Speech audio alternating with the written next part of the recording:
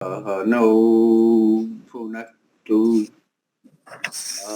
वीर्यं कर्वावहै तेजस्विनावधीतमस्तु मा विद्विषावहै। ओम शांति शांति शांति। सबको सादर नमस्ते जी। वैदिक प्रज्ञा व्याख्यान माला में आप सभी का हार्दिक स्वागत है। प्रथम भजन लेंगे आप योगेश्वरी जी लीजिए। सभी को सादर नमस्ते जी। तुम मेरे जीवन के धन हो और प्राणाधार हो। तुम मेरे जीवन के धन हो और प्राणाधार हो। एक तुम दाता दयालु, एक तुम दाता दयालु, सबके पालनहार हो। तुम मेरे जीवन के धन हो और प्राणाधार हो।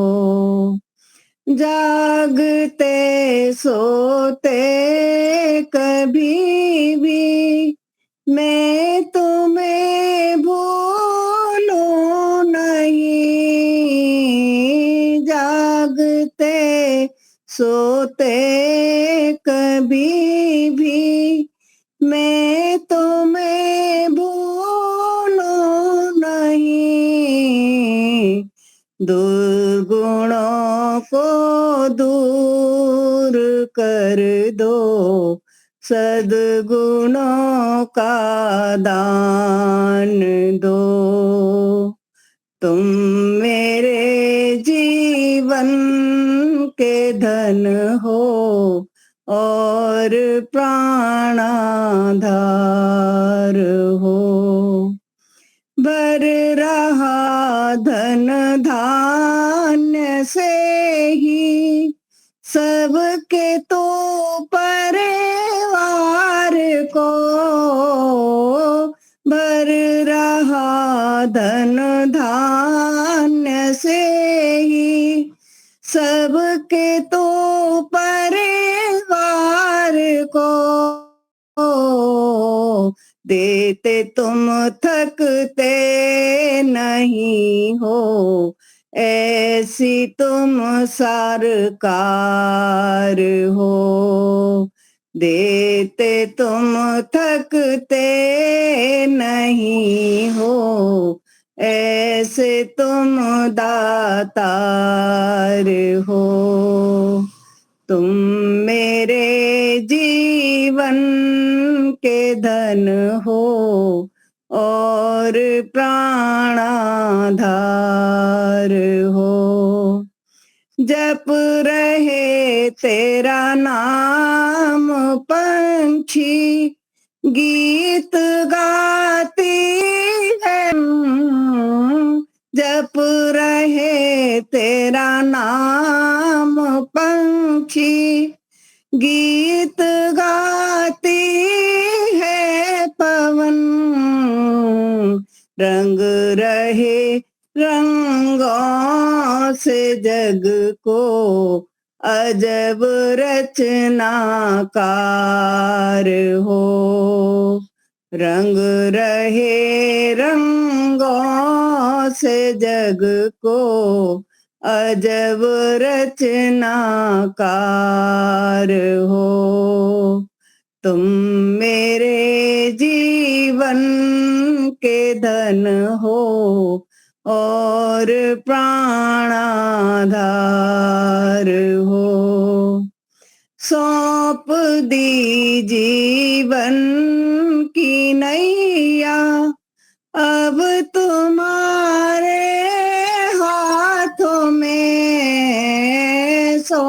सौंप दी जीवन की नैया, अब तुम्हारे हाथों में, तुम बचाओ या डुबाओ मेरे खेवनहार हो। तुम बचाओ या डुबाओ मेरे खेवनहार हो। तुम मेरे जीवन के धन हो और प्राणाधार हो। एक तुम दाता दयालु, एक तुम दाता दयालु, सबके पालनहार हो। तुम मेरे जीवन के धन हो और प्राणाधार हो। तुम मेरे जीवन के धन हो और प्राणाधार हो। बहुत अच्छा माता जी। बहुत ही सुंदर। कोई किसी को एक भजन लेना हो तो ले सकते हैं।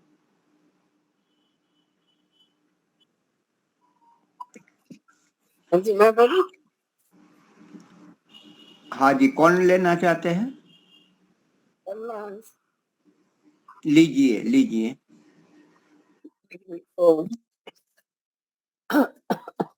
सबको सादर नमस्ते जी।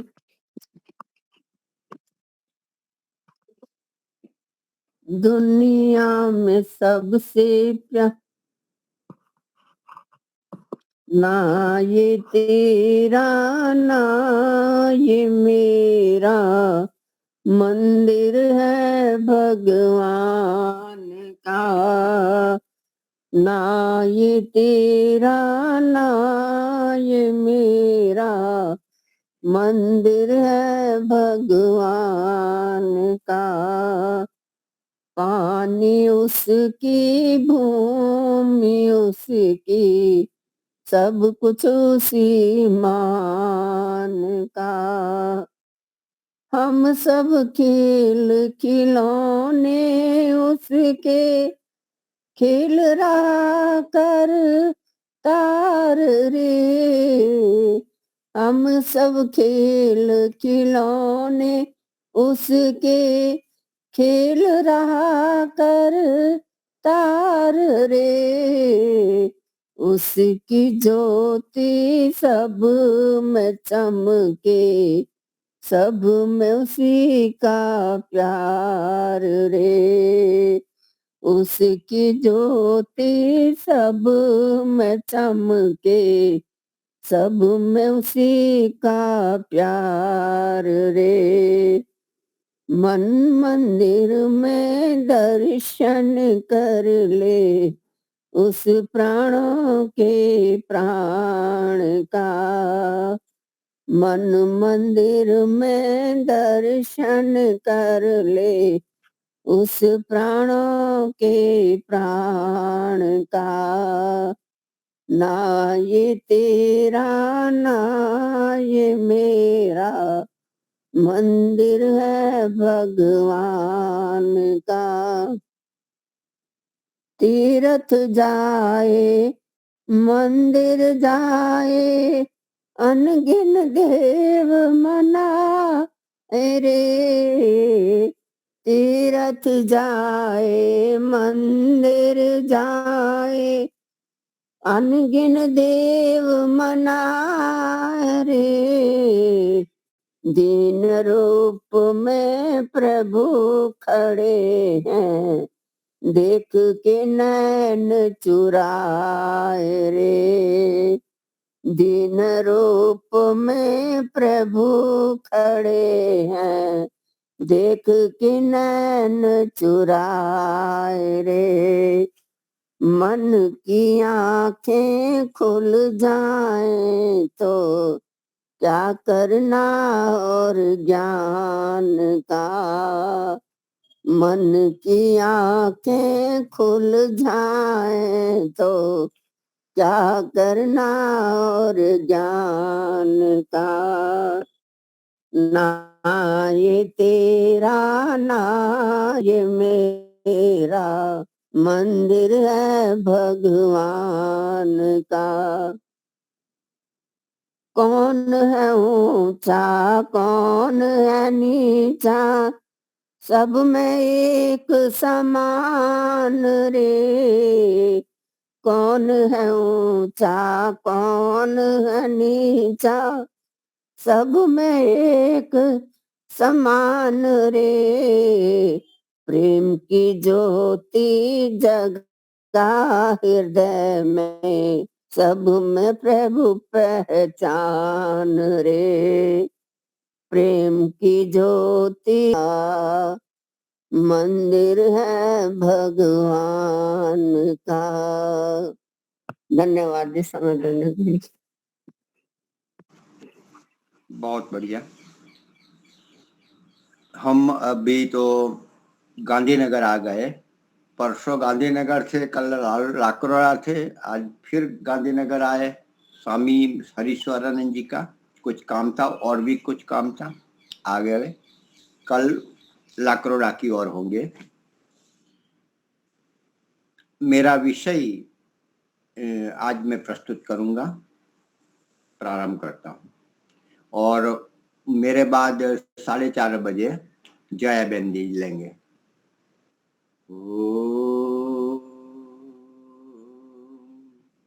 गयस्वानो अमी वहा वसुवित पुष्टिवर्धन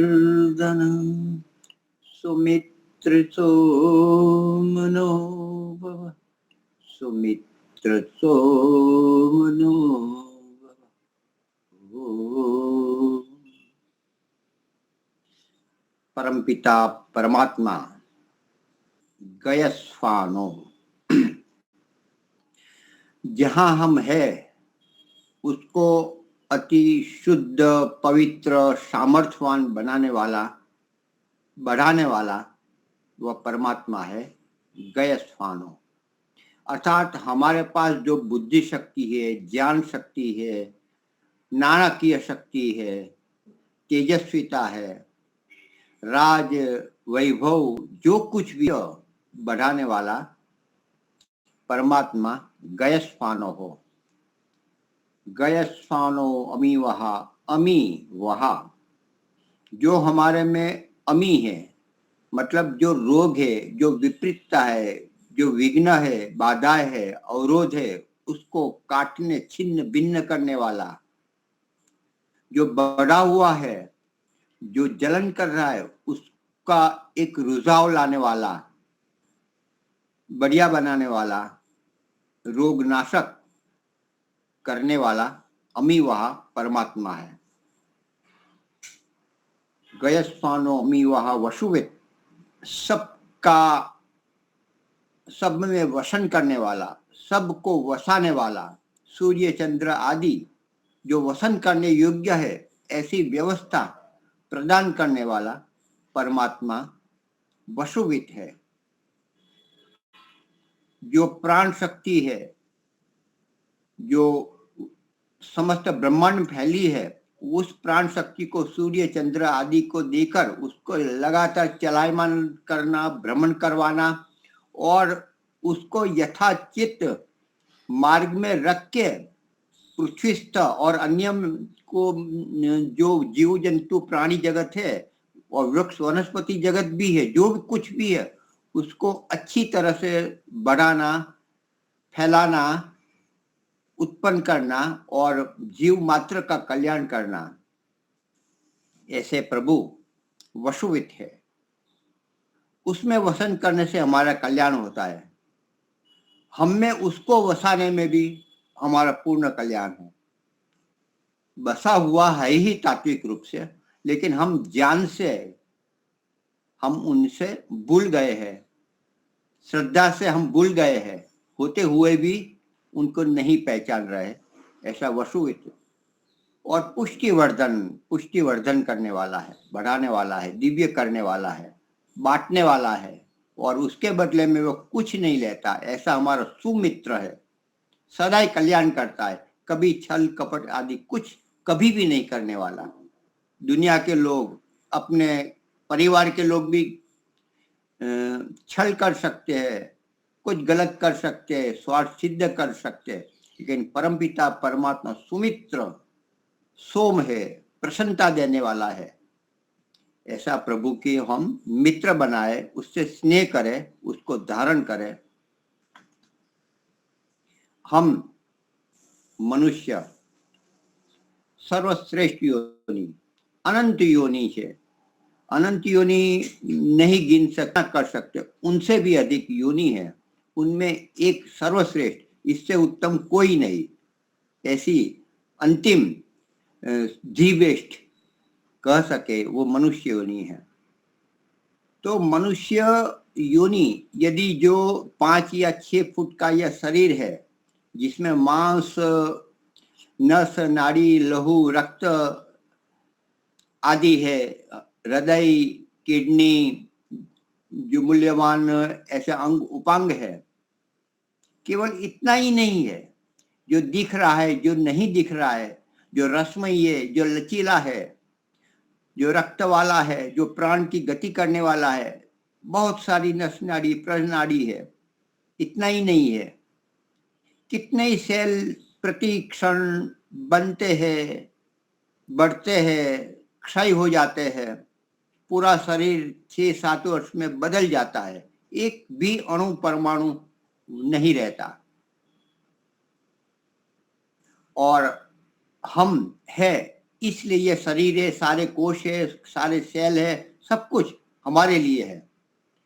हम राजा है, मतलब हम इंद्र है, और हमारी सेवा के लिए सारी इंद्रियां है, कर्मेंद्रिय, ज्ञानेंद्रिय आदि है, ये सब कुछ है।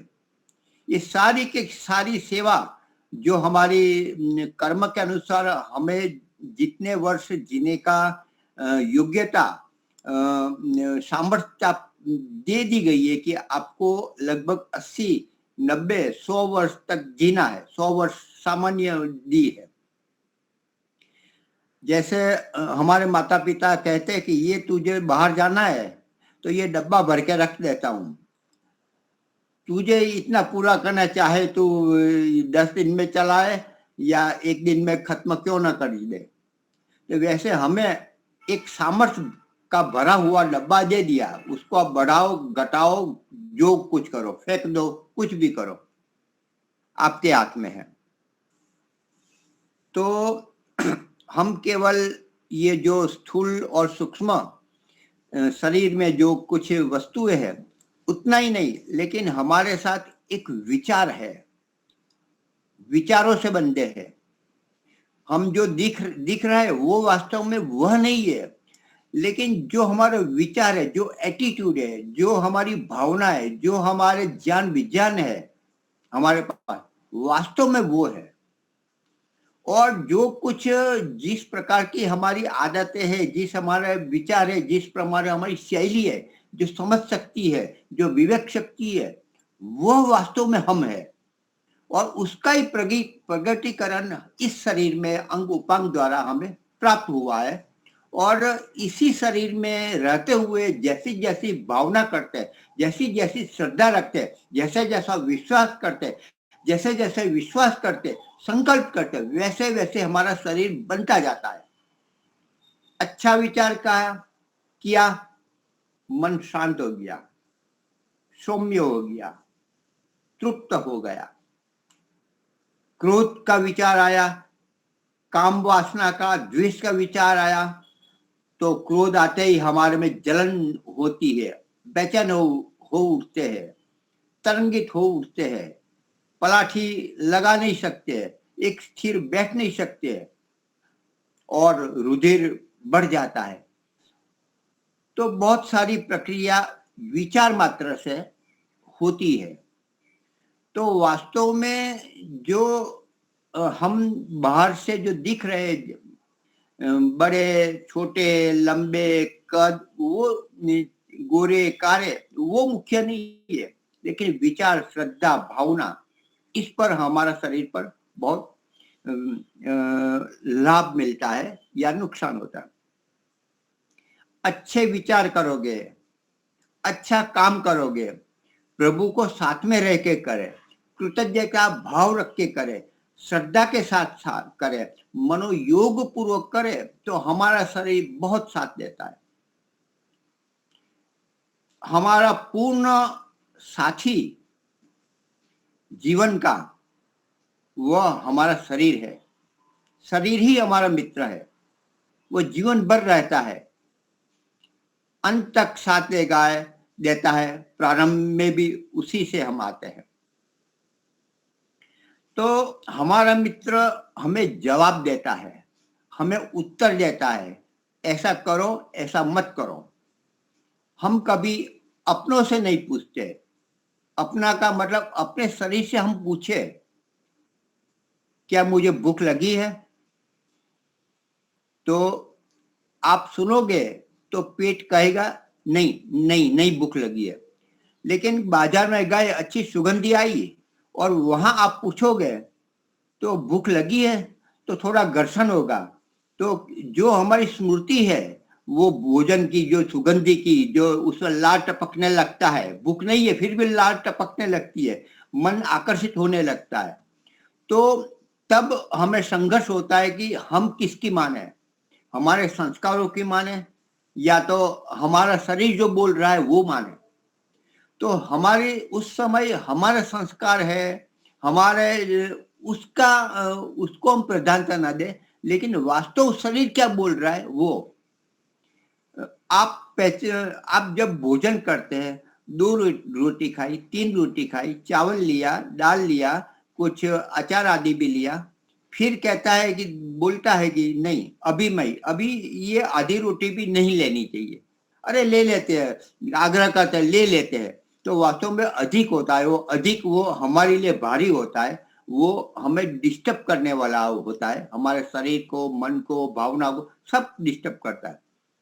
तो एक कौड़िया भी, एक ग्रास भी अधिक लेंगे तो हमारे लिए लाभकारी नहीं है। हम ऐसा मान ले कि ज्यादा ले लेंगे तो कुछ दौड़ लगाएंगे, कुछ व्यायाम कर लेंगे, कुछ दवाई लेंगे, पेट साफ कर देंगे, लेकिन वो गलत ही है, उसका गलत प्रभाव ही होता है। उसमें आपका सामर्थ्य, हमारा सामर्थ्य कम ही होता है। तो हम पूछे, अपने पेट को पूछे, हम अपनी आंखों को पूछे। हम मोबाइल देखते फिर लगता है कि आंख दुखने लगी तो आंख बंद होने लगती है, वो जवाब दे देता है, हमारा शरीर आंख ने जवाब दे दिया, अभी मत देखो, अभी सो जाना चाहिए। फिर भी नहीं ये बहुत अच्छा, बढ़िया, इतना पूरा कर देते हैं। ये है अपनी 20 मिनट की क्लिप है तो अभी और 5 मिनट, तो ऐसे ज्यादा लेते हैं, तो ये नुकसान होता है। ऐसा ही करना है, नहीं सुनना है, अभी सुनना अच्छा नहीं लगता, कान बंद कर दे ऐसा लगता है, फिर भी हम उनकी आवाज नहीं सुनते और हम मनमानी करते, अपने प्रिय वस्तु हुए, प्रिय संस्कार उसमें हम चले जाते हैं, घिस जाते हैं, फिसल जाते हैं, ऐसा बोल सकते हैं। तो ये गलत करते हैं। तो मुझे जब भी कभी अपनी प्रकृति अपनी होती है, उसको पहचानना। जब मुझे लगता है कि मेरा भोजन ठीक हो गया, अभी मुझे ज्यादा नहीं खाना चाहिए, लेकिन थोड़ा बचा है, जूठा नहीं रखना चाहिए, कोई देखागा तो अच्छा नहीं लगेगा, ऐसा मान के हम ले लेते हैं। और ऐसा ज्यादा लेते हैं तो मुझे तुरंत गले में क्या कफ के होने लगती है, उधरस होने लगती है और वॉमिट हो जाती है। ऐसी बहुत बार मेरे होता है। तो मुझे तो ये तो अच्छा लगता है कि ये शरीर तुरंत मना करता है, पेट ने तो मना कर दिया, फिर भी लिया तो तुरंत वो उसका विपरीत जवाब देता है और जो ज्यादा अधिक था सारा निकाल लेता है। तो ये मुझे अच्छा लगता है कि ये मेरे पेट ये मना कर दिया फिर भी लिया और निकाल देता है, वो सबसे बढ़िया। तो अन्य की और भी प्रकृति हो सकती है। अभी 2 दिन पहले भूख ज्यादा लगी थी, हाँ, हमारे हॉस्पिटल में गया था, कोलौड़ा हॉस्पिटल, तो कुछ थोड़ा हम 4 बांट कर खाए। स्वामी ज्योतिरानंद जी, हमारे घर वाले पन्ना जी थे, मैं था और अपने दूसरे पुष्पेंद्र जी, चारों ने मिलकर हमने खाया। तो हमने 3 तो खा लिया। फिर हमारे जो पुष्पेंद्र जी, उसने कहा लो ना हमारा भी आप लो। तो मुझे भूख तो थी, तो चलो 1 रोटी और ले ली। चावल दाल था तो वो भी मैंने उनका लिया, तो 4 से 5 ली। लेकिन मुझे लगा कि मैं ले सकता हूँ तो ले लिया, कोई तकलीफ नहीं हुई। तो मतलब पेट मांगता है तो पेट मांगे उससे थोड़ा कम ले तो सबसे बढ़िया है, लेकिन जितना मांगे उतना ही ले, पर अधिक लेंगे तो हमारे लिए नुकसान होगा। तो इस प्रकार से हमें हर बात अपने शरीर को पूछने पर प्रश्न पूछो, उनकी भाषा समझो और उस अनुसार ही करें। ये शरीर की बात हुई।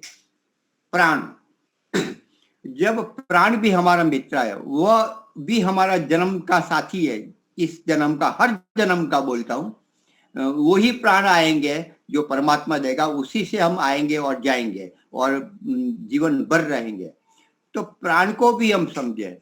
प्राण बोलता है कि आप थक गए हो, श्वास ऊपर नीचे होने वाला, तो विश्राम कर दो, उसको शांत कर दो, ऐसा करना चाहिए।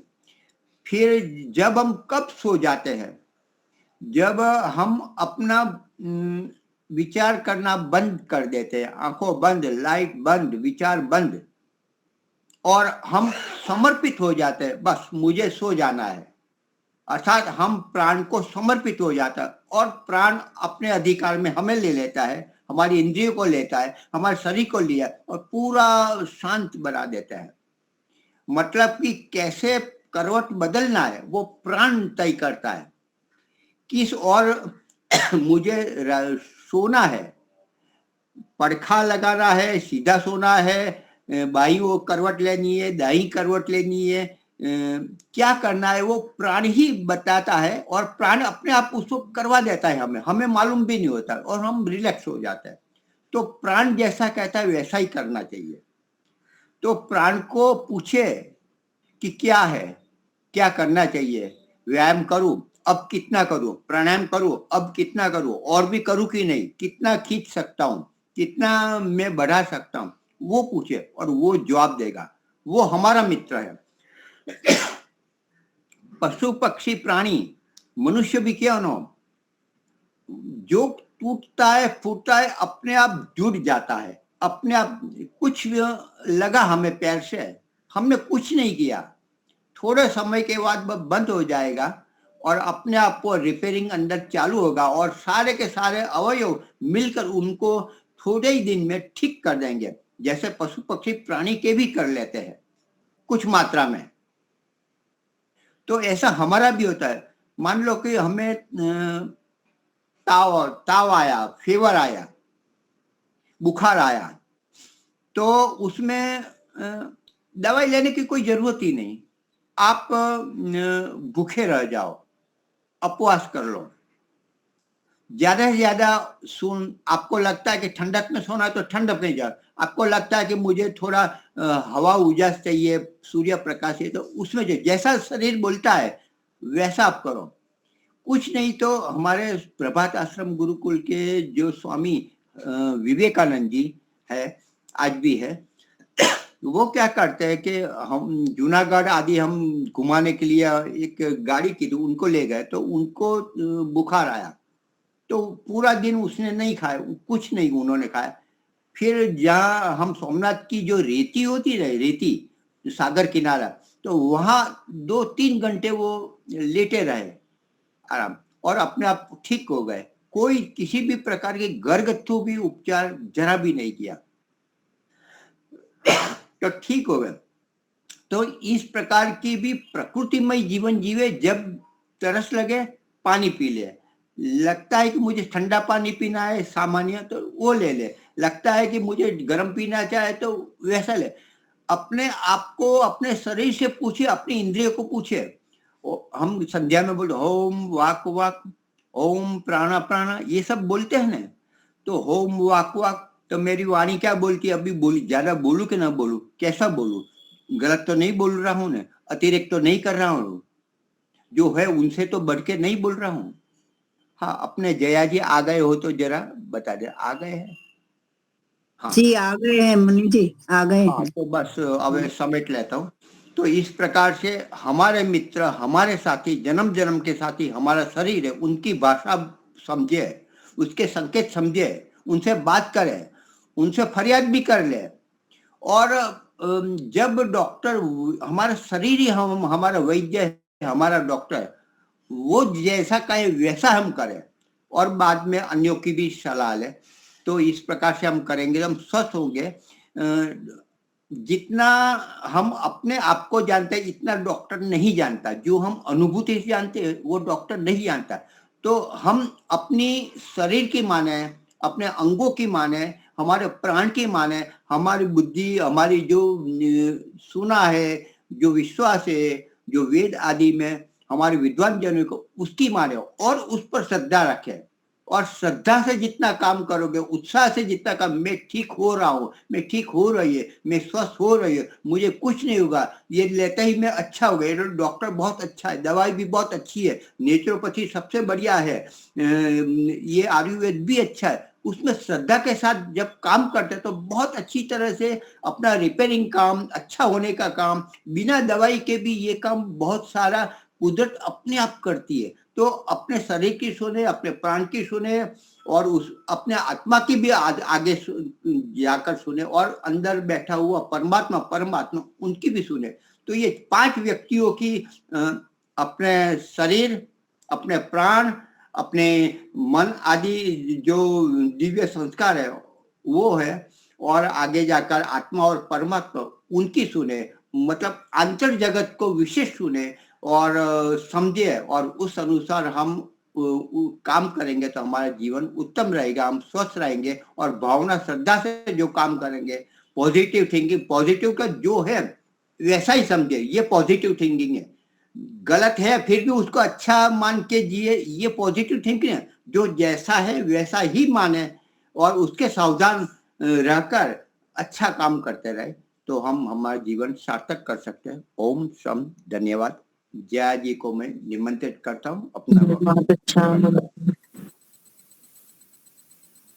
सभी को सादर नमस्ते जी। मंत्र पाठ करेंगे। ओम विश्वानि देव सवितर्दुरितानि परासुव यद् भद्रं तन्न आसुव। पिछली बार हमने यजुर्वेद 40वें अध्याय का 15वां मंत्र लिया था, जिसमें हम मृत्यु की चर्चा कर रहे थे। तो आप में से कुछ लोगों को शंका थी, लेकिन हमारा समय हो गया था तो हमने बीच में ही फिर रोक दिया था। अपने सुशील गुप्ता जी आज हैं कि नहीं है कक्षा में, उनको कोई शंका थी, वो पूछना चाहते थे, फिर उन्होंने कहा था अगली बार पूछूंगा। वो तो अभी नहीं है शायद से, ठीक है कोई बात नहीं। आप में से किसी और को कोई शंका है? आगे चलें हम। अभी महेंद्र भाई ने एक बहुत अच्छी बात कही शरीर के विषय में। अच्छा ये बताइए, आप में से कितने लोग भोजन करते हैं? सभी करते हैं ना? स्वादिष्ट भोजन कौन कौन करता है?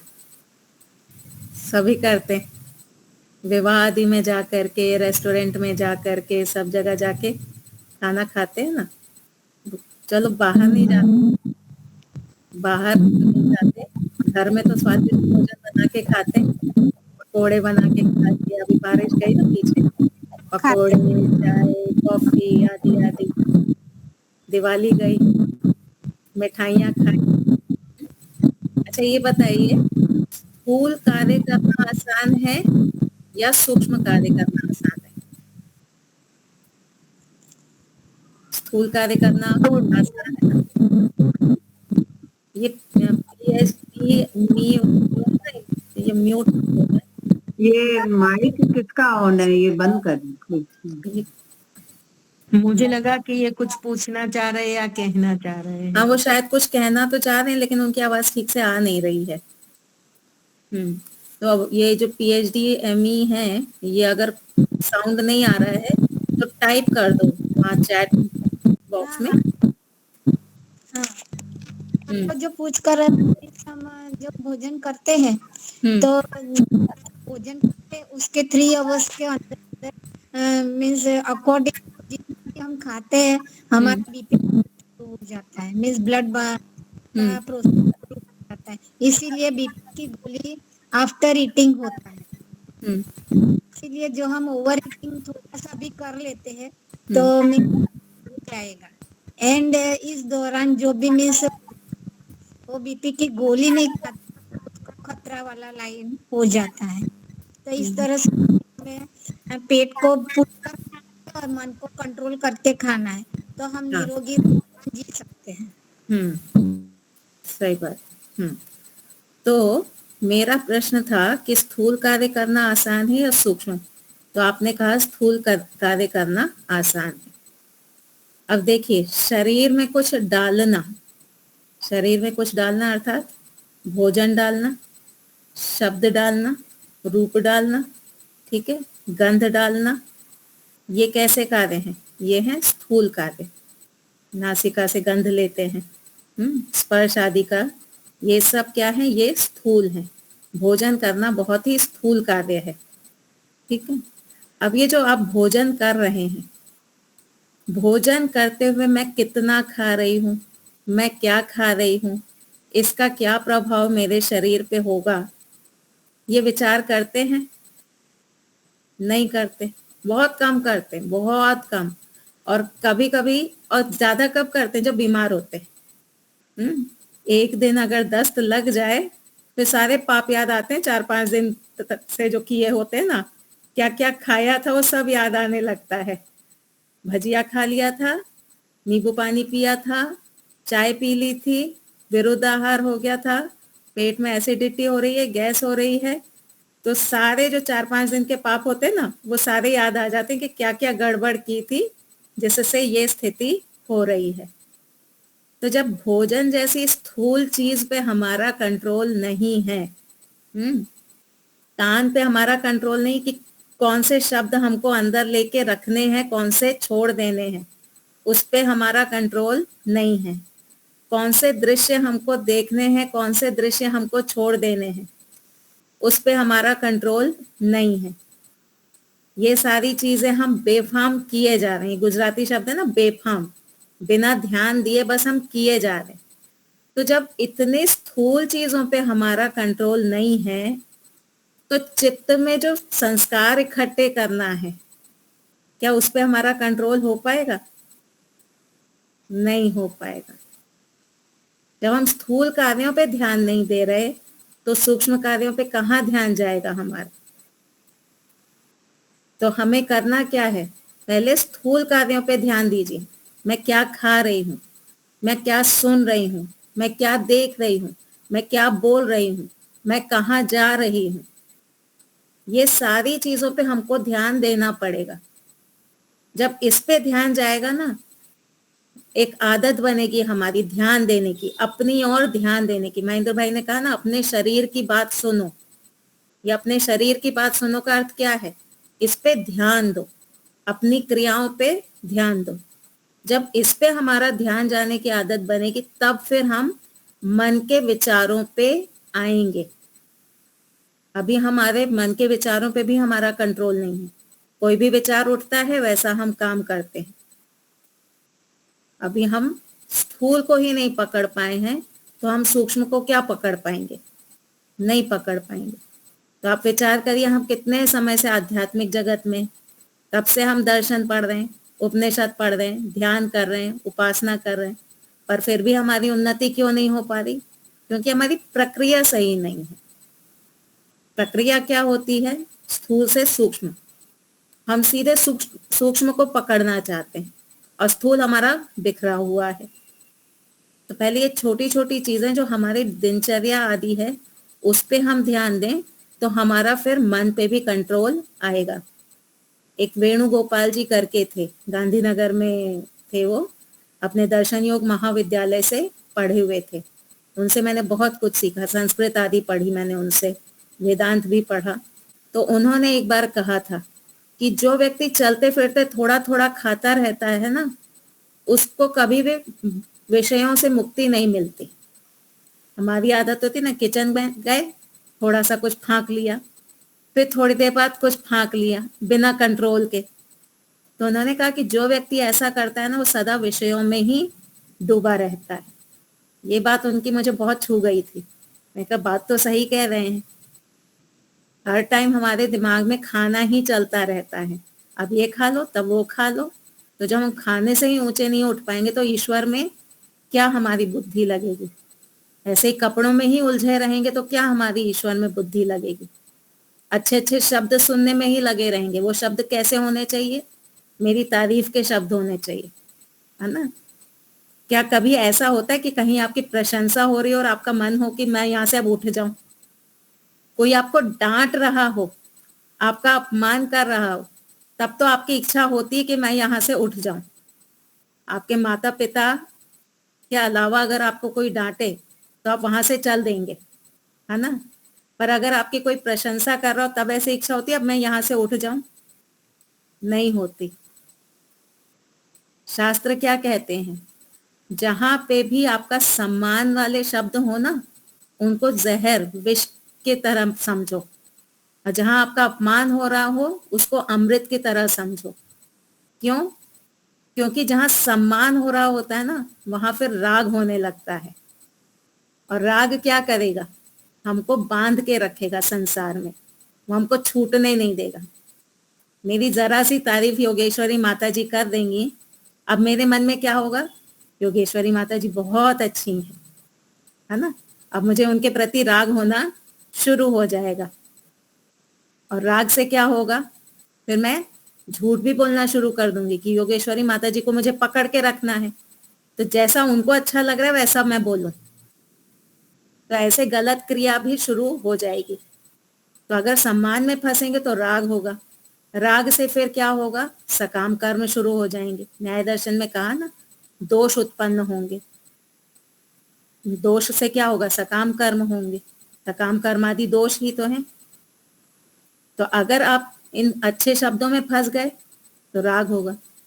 और कहा कि जहां पे अपमान हो रहा हो उसको अमृत तुल्य समझो। क्यों अमृत तुल्य समझो? जब व्यक्ति का अपमान होता है ना, तो उसको दुनिया अच्छी नहीं लगती। उसको लगता है ये दुनिया तो कितनी खराब है, जहां जाओ वहां पे अपमान हो रहा है, किससे नजरें मिलाऊं मैं। जब व्यक्ति का अपमान हो रहा होता है ना, उसकी नजरें झुकी हुई होती हैं, वो किसी को अपनी शक्ल दिखाने लायक नहीं समझता है। तो उसको दुनिया समझ में आती है कि यहाँ तो दुख है। और जब दुनिया समझ में आती कि यहाँ तो दुख है, फिर वो क्या सोचता है? छोड़ो इसको, यहाँ नहीं रहना। अच्छी लगेगी ना जब तक दुनिया, छोड़ने का मन नहीं करेगा। और जब खराब लगेगी ना तो छोड़ने का मन करेगा। तो हम क्या सुन रहे हैं उस पे भी हमारा ध्यान नहीं जाता है। हम ये सोचते ही नहीं है कि मैं क्यों बार बार उस व्यक्ति के पास जा रही हूँ। इसलिए जा रही हूँ क्योंकि वो मेरी तारीफ कर रहा है, इसलिए मैं उस व्यक्ति के पास बार बार जा रही हूँ। वहां नहीं जाना है। तो हम क्या सुन रहे हैं उस पे हम ध्यान दें, हम क्या खा रहे हैं उस पे ध्यान दें, हम क्या देख रहे हैं उस पर भी हमको ध्यान देना है। इन सब का हमारे चित्त पे बहुत असर पड़ता है, बहुत प्रभाव होता है। आप जितना उल्टे सीधे चित्र आदि देखेंगे उतना ही आपका चित्त मलिन होगा, उतने ही आपका जो रजोगुण आदि है, तमोगुण आदि है, वो बढ़ेगा, सत्वगुण नहीं बढ़ेगा। तो जहां तक हो सके प्राकृतिक वातावरण में हमको रहना चाहिए। ये मॉल आदि जो होते हैं ना, आप इनमें घूमने जाइए, क्या होता है? चित्त चंचल होता है। अभी हमारा इतना कंट्रोल तो नहीं है ना अपने मन पर कि हम मॉल में जाके भी अपने आप को कंट्रोल में रखेंगे। सोच के जाते हैं कुछ नहीं खरीदेंगे, सिर्फ घूम के आएंगे, लेकिन वापस आते हैं तो 500,000 की शॉपिंग तो हो ही चुकी होती है। कुछ ना कुछ चीज तो आपको आकर्षित कर ही लेती है। तो ये सारी चीजें देखने से क्या होता है? ये चित्त को अशांत करते हैं। तो वहां पे भी हमको नहीं जाना है। हमको ऐसी जगह जाना है जहां पे हमको ईश्वर की रचना देखने को मिले। ये मॉल आदि क्या है? ये मनुष्य की रचना है। मूवी वगैरह जो है, पिक्चर आदि हैं, न्यूज़पेपर में जो गंदे चित्र आते हैं, ये मनुष्यों की रचना है। इसको छोड़ करके ईश्वर की जो रचना है उसकी तरफ देखिए। और उसकी तरफ देखते हुए हमको क्या बुद्धि बनानी है? ईश्वर कितने बड़े कलाकार हैं। मैं जब ये पेड़ पौधे आदि देखती हूँ ना, तो मैं ये सोचती हूँ कि कितनी क्रिएटिविटी है ईश्वर के अंदर। नीम का पत्ता देखिए कैसी कटिंग है उसके अंदर, आम का पत्ता देखिए, फूलों को देखिए। क्या कोई मनुष्य बना सकता है उसको? कोई मनुष्य नहीं बना सकता। लगभग 4-5 लाख तरह के वनस्पतियां हैं, पेड़ पौधे आदि हैं। हमसे कह दिया जाए हम कितने तरह के पत्ते बना पाएंगे? सिर्फ ड्राइंग भी करनी हो तो हम कितनी तरह के बना पाएंगे? अपना ही बनाया हुआ नीम का पत्ता, नीम के पत्ते की एक ड्राइंग की, कहा जाए अब दोबारा बनाओ तो वैसा नहीं बन पाएगा, है ना? मनुष्य नहीं बना सकता। तो ये प्राकृतिक चीजों को देख करके ईश्वर की कलाकारी सोचिए, वो कितना ज्यादा क्रिएटिविटी है उनके अंदर। हम कहते हैं ना कि चित्रात्मक आदि, ये बहुत बड़ा चित्रकार है। MF हुसैन आदि के लिए कहते थे बहुत बड़े चित्र, उनसे बहुत बड़े तो ईश्वर हैं। ऐसी चित्रकारी करके दिखाए कोई, क्या कोई कर सकता है? नहीं कर सकता। तो आंख से हम क्या देखें? हम ईश्वर की रचना को देखें, अपने शरीर को देखें। कितना सुंदर शरीर ईश्वर ने हमको बना करके दिया है। एक एक अंग कितना साइंटिफिकली काम कर रहा है। हम जब कहते हैं ना कि नस चढ़ गई और दर्द होता है, आपको पता है नस चढ़ना क्या होता है? जो हमारी बहुत पतली बाल जैसी जो नस होती है ना, वो अपनी जगह से हल्की सी खिसक जाती है, 1 mm भी नहीं, बहुत जरा सी खिसकती है और वो इतना दर्द करती है। सोचिए ईश्वर ने कितनी बढ़िया सेटिंग करके दी है हर चीज की। एक एक आंख जो है ना, वहां पे हमको अपनी ये जो ब्लड कैपिलरीज हम कहते हैं, जो नसें कहते हैं सबसे पतली, वो आंख में आपको देखने को मिल सकती हैं। उसको देखिए कितनी बारीक बारीक नसें ईश्वर ने बनाई हैं, उसमें खून दौड़ता है और वो सारा खून काम कर रहा है। अंदर जो खून है ना, वो खून के अंदर बहुत सारी चीजें हैं। हम जो सांस ले रहे हैं वो ऑक्सीजन भी उसी खून में जा रहा है। आप जो खाना खा रहे हैं, शुगर वगैरह है, फैट वगैरह, वो भी उसी खून में जा रहा है। विटामिन है, मिनरल्स हैं, वो सारा उस खून में जा रहा है। शरीर की गंदगी भी उसी खून में जा रही है। जो कार्बन डाइऑक्साइड है वो भी खून के अंदर ही जा रहा है। वो खून इतनी पतली पतली सी नलियों में दौड़ रहा है। क्या कोई साइंटिस्ट बना सकता है इतनी पतली सी नली और उसके अंदर ये सारी चीजें? नहीं बना सकता।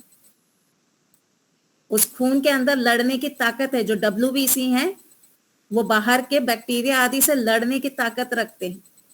कितना साइंटिफिक बनाया ईश्वर ने ये शरीर। अपने शरीर को देख करके प्रेरित हूं। ये एक ऐसी चीज है जो सीधे सीधे ईश्वर से आपको मिली है। बाकी की जो चीजें है ना, वो वाया वाया आती हैं, लेकिन ये शरीर तो सीधे आपको ईश्वर से ही मिला है। ये आपका जो शरीर है, ये किसी और ने नहीं बनाया, उसी ईश्वर ने बनाया। नरेंद्र मोदी आकर के आपको एक कोई गिफ्ट दे दें तो कितने चौड़े होंगे आप? कितने लोगों को बताएंगे? कितने स्टेटस पे डालेंगे ना, gift received from prime minister Narendra Modi, है ना? स्टेटस पे डालेंगे, फेसबुक पे डालेंगे, इंस्टाग्राम पे डालेंगे। जहां जहां प्रचार हो सकता है सब जगह प्रचार करेंगे। क्या उतना ही प्रचार हम अपने शरीर के लिए करते हैं? उतनी ही भावना क्या शरीर के लिए होती है? नहीं होती है। इतना अच्छा गिफ्ट तो नरेंद्र मोदी भी नहीं दे सकते जितना अच्छा ईश्वर ने हमको दिया है। एक एक चीज बना करके दी। तो इसकी तरफ देखें। मॉल हॉल जाकर के कुछ नहीं मिलने वाला है, फालतू के चित्र देख के भी कुछ नहीं मिलने वाला है। वृत्तियां बिगड़ने वाली ही हैं। शरीर को संभाल के रखना है, अपने चित्त को संभाल करके रखना है, अपनी वृत्तियों को संभाल करके रखना है। इनको बिगड़ने नहीं देना। बहुत मुश्किल से ये शरीर मिलता है। मनुष्य जीवन जो है ना, फ्री में नहीं मिल गया।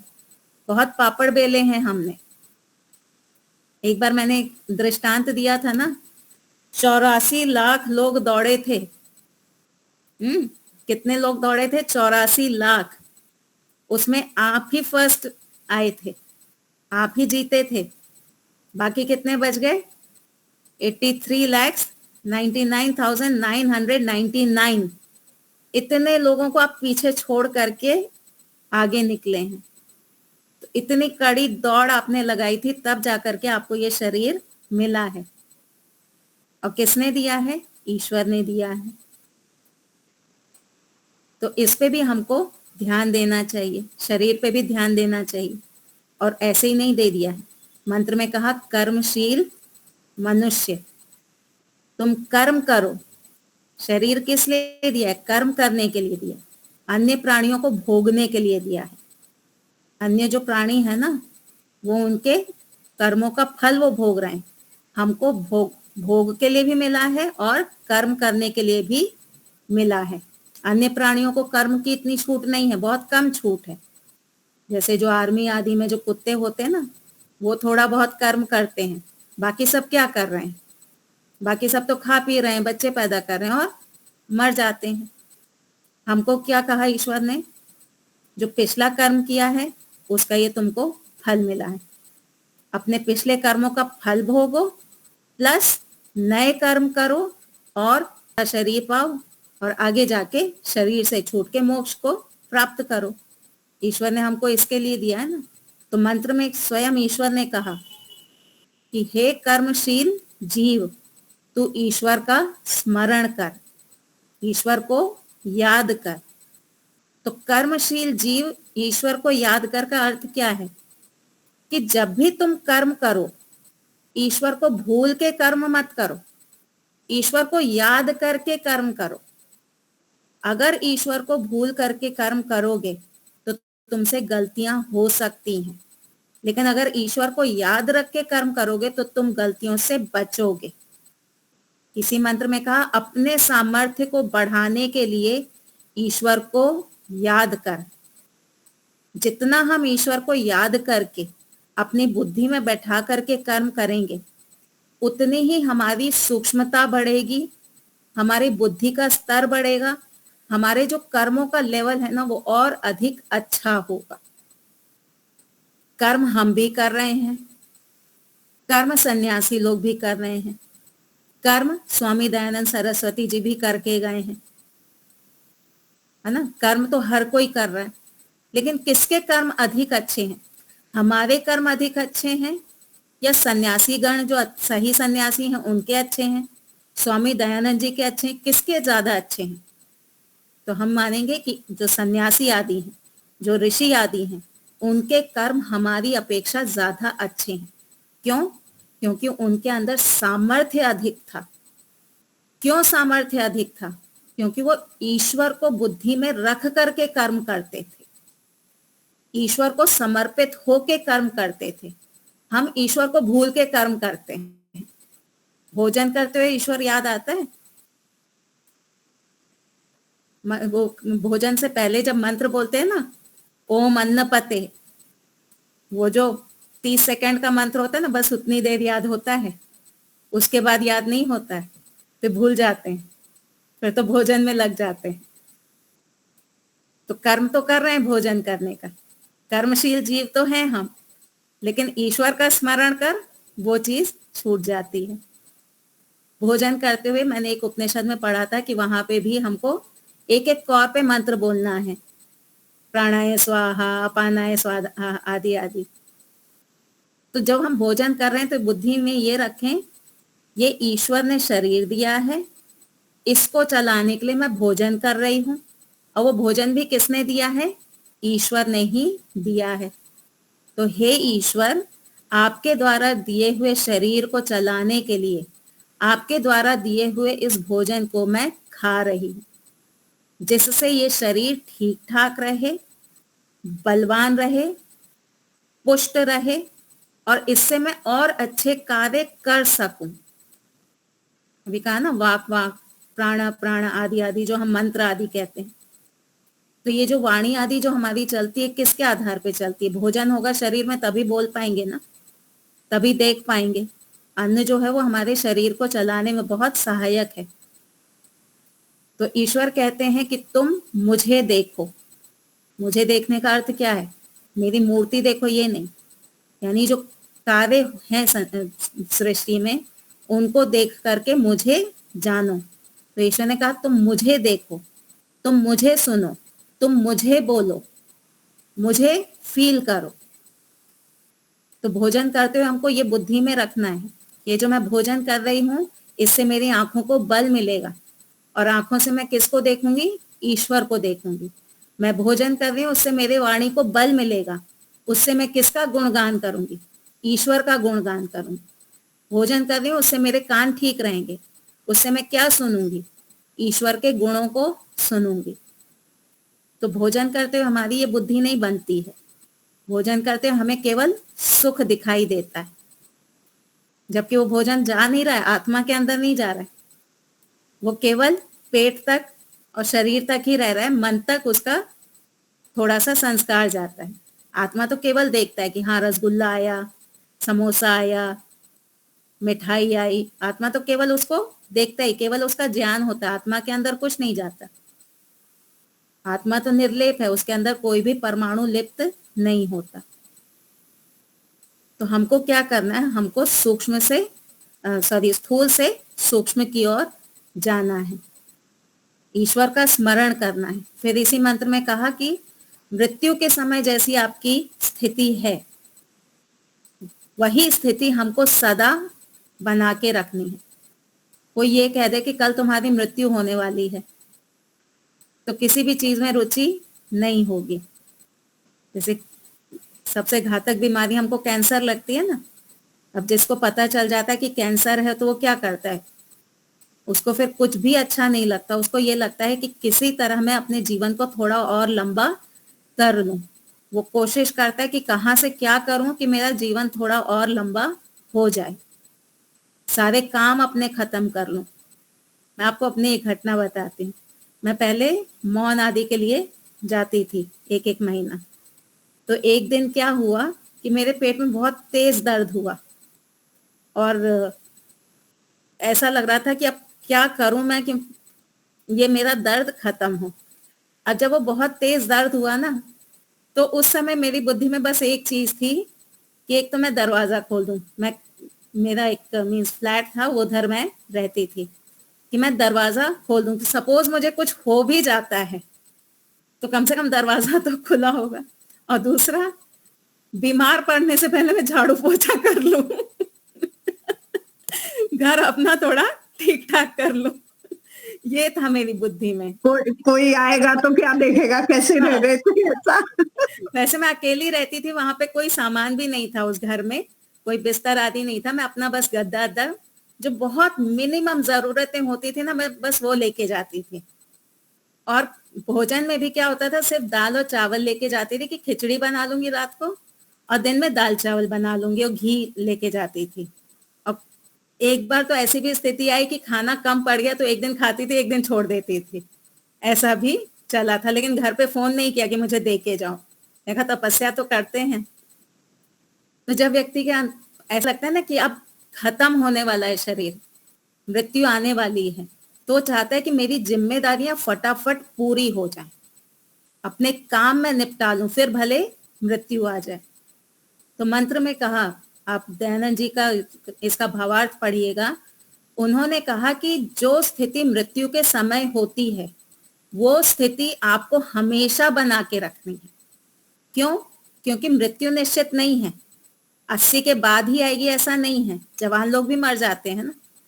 तो जब आप मृत्यु को बुद्धि में रखेंगे ना, तो आपको लगेगा मैं जल्दी जल्दी अपने कामों को खत्म कर दूं, मैं लटका के नहीं रखूं कामों को। तो मंत्र में कहा, कर्मशील जीव तू ईश्वर का स्मरण कर, मृत्यु समय जैसे तेरी चित्त की स्थिति है वैसी ही अभी भी रख, जिससे गलत कामों से बच सके। और फिर कहा, पीछे जो कर चुके हो उसका स्मरण करो। कई जन्मों से हम कर्म करते आ रहे हैं ना, उसको याद करो। क्या हमने पिछले जन्म में बहुत अच्छे काम किए थे? उत्तर आएगा नहीं। क्यों नहीं? क्योंकि ये जो शरीर है ना, ये पनिशमेंट है। भले मनुष्य का ही शरीर है, पर एक प्रकार से देखने जाएं तो ये बंधन ही है, ये जेल ही है। और जेल किसको होती है? जिसने अच्छे काम किए उसको जेल होती है, या जिसने बुरे काम किए हैं उसको जेल होती है? तो उत्तर मिलता है जिसने बुरे काम किए हैं उसको जेल मिलती है।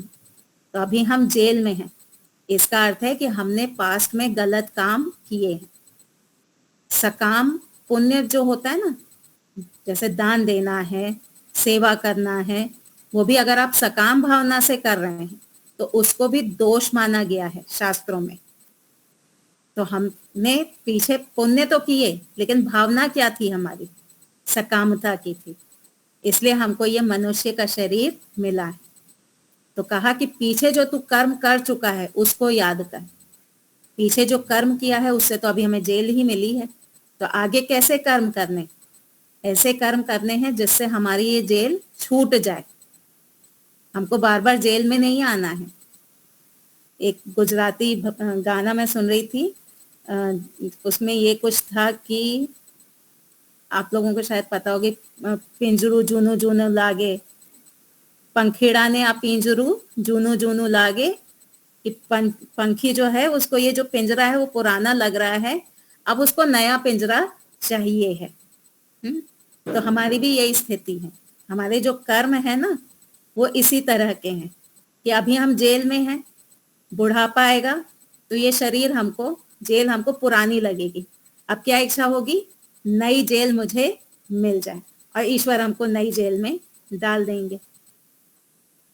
तो हमको अपने पीछे के कर्मों को भी याद करना है, देखना है, उनसे सीख लेनी है कि पीछे के कर्मों से मैं अभी जेल में हूं तो आगे मुझे ऐसे कर्म नहीं करने। तो कौन से कर्म करने हैं वो हमको शास्त्र बताएंगे। ठीक है, तो इन सारी बातों पे हम ध्यान रखेंगे तो हमारा अपने चित्त पे भी कंट्रोल होगा। चित्त पे कंट्रोल होगा तो हमारा सामर्थ्य और बढ़ेगा, ईश्वर और हमसे प्रसन्न होंगे और उनसे हमको सहायता मिलेगी। ईश्वर से अभी हमको उतनी सहायता नहीं मिल रही जितनी हम प्राप्त कर सकते हैं, उसमें कमी हमारी है। आप एक गुरु के पास जाइए जो बहुत योग्य है, लेकिन उस गुरु से लाभ आप नहीं ले पा रहे, तो उसमें कमी गुरु की है कि आपकी है? हमारी है ना। तो वैसे ही ईश्वर तो तैयार है हमको सहायता देने को, लेकिन हम वो लाभ उनसे उठा नहीं पा रहे। तो मंत्र यही कह रहा है कि ईश्वर को याद रखो, अपने कर्मों पे ध्यान दो, पीछे जो कर चुके हो उससे सीख लो, और अपने सामर्थ्य को बढ़ाते हुए शरीर भस्म हो जाए, जल जाए, उसके बाद अगला शरीर हमको ना मिले, ऐसी प्रार्थना हमको ईश्वर से करनी चाहिए। ऐसे कर्म हमको करने चाहिए। ठीक है, चलिए, तो यहाँ हमारा समय समाप्त होता है। आप सबको बहुत बहुत धन्यवाद। आपका बहुत बहुत धन्यवाद, बहुत बहुत धन्यवाद। जय अम्बे। मुनि जी आप म्यूट है। हाँ मुनि जी आप म्यूट है, अनम्यूट करें। हाँ शंकर जी, आप करवाइए शांति पाठ, जय घोष। हाँ, मैं अभी मोटा चिलौड़ा पहुंच गया। जीवन के मूल्यों को समझना है। आज जो बहन जी का व्याख्यान आया कि ये जीवन क्या है, कितना मूल्यवान है, और ये बातें अपने जीवन में रखना है। जो माल की बात आ रही है, मेरा बेटा भी कहता है चलिए माल घुमाया मैं। आवाज जा रही है? मैं कहता हूं कि 84 साल की उम्र हो गई, मैं माल क्या देखूंगा, माल सब बेमाल हो रहे हैं। हो जाएंगी। तो शांति पाठ और जय घोष आज के कक्षा का समापन। आवाज जा रही है? आ रही है। पहले शांति पाठ। ओम ध्यो शांति अंतरिक्षम शांति पृथ्वी शांतिरापः शांतिरोषधयः शांतिर वनस्पतयः शांतिर्विश्वे देवा शांतिर्ब्रह्म शांति सर्वं शांति शांतिरेव शांति सामा शांतिरेधि। ओम शांति शांति शांति। जय घोष। जो बोले सो अभय। सत्य सनातन वैदिक धर्म की जय हो। मर्यादा पुरुषोत्तम भगवान राम की जय हो। योगीराज भगवान कृष्ण की जय हो। व्याकरण सूर्य गुरु बिरजानंद की जय हो।